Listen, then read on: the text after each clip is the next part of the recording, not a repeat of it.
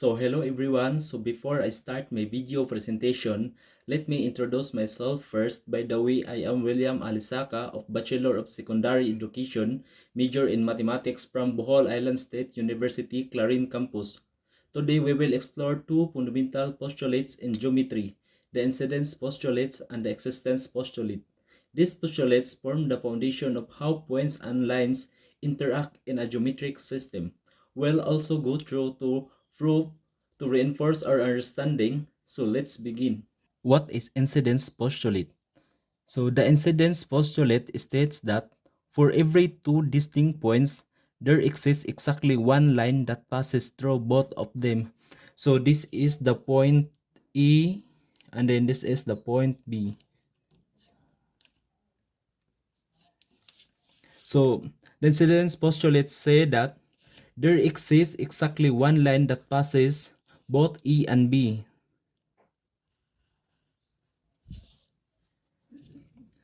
This means that if we have two distinct points, C, E, and B, there is exactly one unique line that contains both points. No other straight line can pass through them both at the same time. So there is the point E and there is the point B.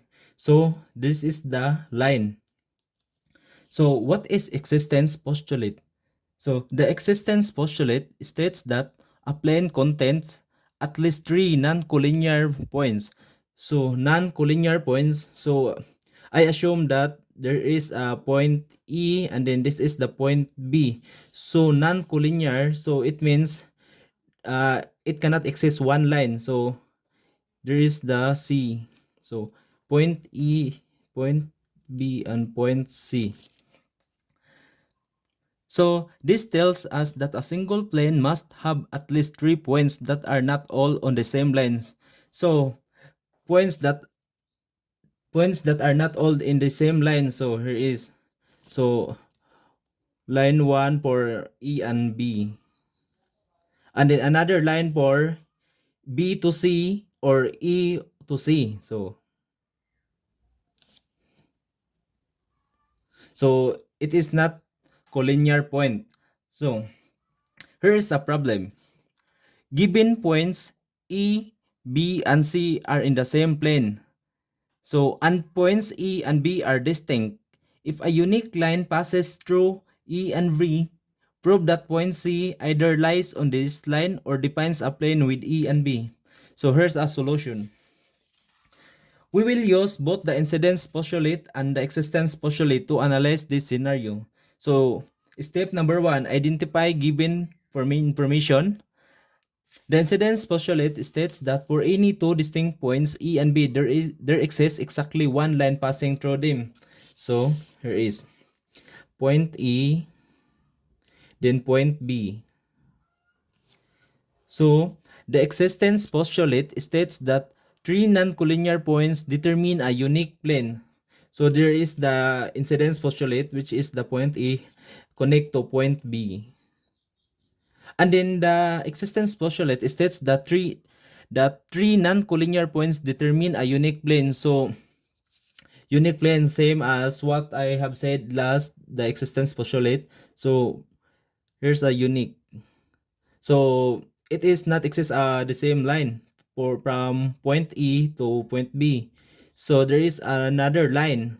So maybe point from point B to point C or point E to point C. So like this. So step number 2, consider cases for point C. So case number 1, C lies on the same line as E and B. So C lies on the same line as E and B. So maybe it is called collinear points. So E, B, and we have another point there. I assume that there is another point, so C. So expect that E, B, and C is exists only one line. So there is. So, and then a point C is also on this unique line, then all 3 points are collinear. So, expecting that if A, B, and C is there exists one line only, so it is called a collinear point. So, In this case, there is still only one line containing E, B, and C satisfying the incidence postulate. So case number 2, C does not lie on the line E and B. So here's the point E, there is the point B. So say that C does not lie on the line EB, so it means they cannot exist one line, so maybe they have another line. So maybe the C, point C is there. So another line. So there cannot exist. So if C is not on the same line, then E, B, and C are non-collinear. So since C is not on a same line with EB, so we have another line. So to connect B, C, then A to C, so it is called a non-collinear. So by the existence postulate, 3 non-collinear points define a unique plane. So here is. Then this means that E, B, and C together form a plane, providing that at least 3 non-collinear points exist in a plane. So the final answer is, if C lies on line EB, then all 3 points are collinear, satisfying the incidence postulate. So here is point E, point B, and then point C. So and then if C is not on line E and B, then the 3 points determine a unique plane satisfying the existence postulate. So here is E, B, so we call that unique plane. And then in summary, the incidence postulate ensures that 2 points determine a unique line, while the existence postulate guarantees that at least 3 non-collinear points, so here is, define a plane. So these postulates serve as the backbone of geometric reasoning.